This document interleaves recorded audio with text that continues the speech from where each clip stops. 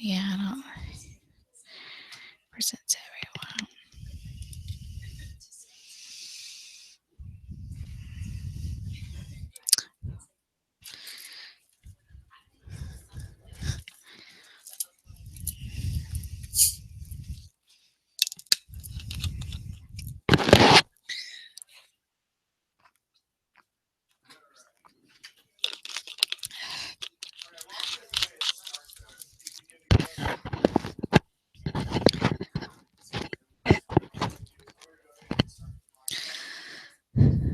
So our topic today is going to be differentiating assignments with Google Classroom. This is a new update that Alice Keeler actually posted on her teacher tech blog, and if you're not following her, I definitely would.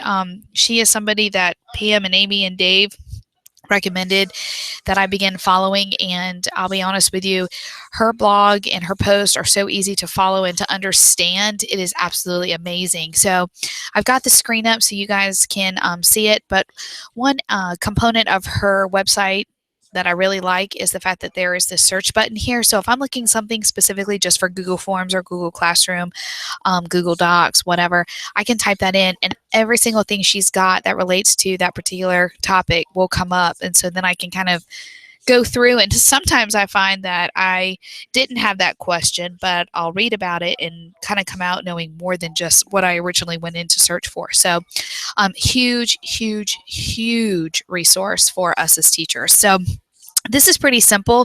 Obviously, you need to have a Google Classroom set up and somewhat be using it. I'm not going to go over the features of Google Classroom as so much to concentrate more on the differentiated assignments within Google Classroom. But I have provided for you guys here Alice Keeler's post in reference to how to do this. It's wonderful. It's very visual. She has screenshots from a Google Classroom as well as word directions. So, I mean, it's perfect for whatever type of learner you may be. So, what I'm going to do is take you guys into my Google Classroom, and well, I guess I have several Google Classrooms, so we're just going to pick one and kind of play with it and kind of go from there. So, I'm going to take my Block 5 honors. So, let's say, for instance, that I want to post an announcement. Okay, so maybe I only want certain students to get this particular post. So I might say, have your presentations ready by Friday. Okay, so then what I will do here is underneath this tab where it says all students, these are going to be all my students listed in my Block 5 honors class. So I'll go through, and by default, they're all going to be checked.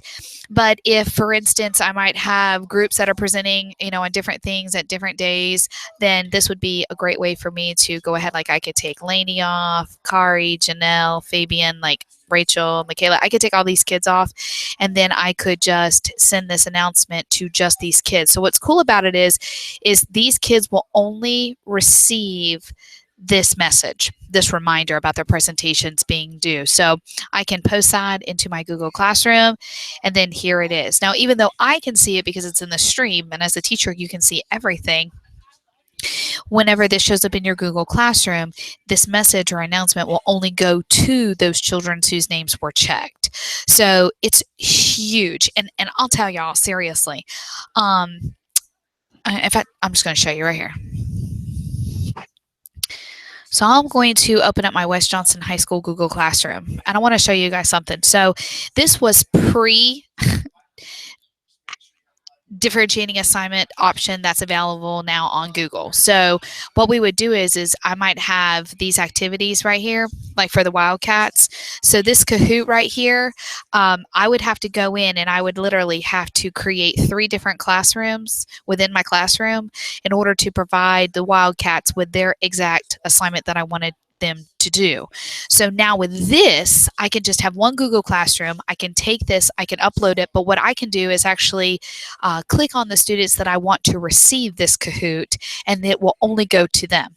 So rather than me having 3 different groups within my Google Classroom, I can still have all my groups within a Google Classroom, but my topics will be a little bit different. And let me tell you why. I don't really like the topics being claws, paws, and wildcats, because if I've got a student who maybe missed an assignment, then they could click on whatever their whatever the assignment may have been, and it'll say, like, for instance, if I told them you're missing assignment 001, then they could go in and find assignment 001 and they could do that. With the way this is set up, it doesn't really allow for that quite as much. So that's definitely an awesome addition that they have made to Google Classroom.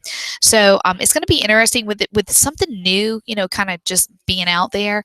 It's going to be kind of neat to see, because to me, the teachers are usually the ones that find things that people like Alice Keeler and things like that aren't able to kind of find, because you guys can go in and kind of play with it with your students. You get instant feedback from your kids and stuff like that. So if you guys discover anything different or new, or maybe at a more effective way to use this, please let me know, because we would love to share that out so that everybody is able to use this feature to its fullest capacity. Okay, so if you guys have any questions, just let me know. Thanks for tuning in today, and have a great afternoon.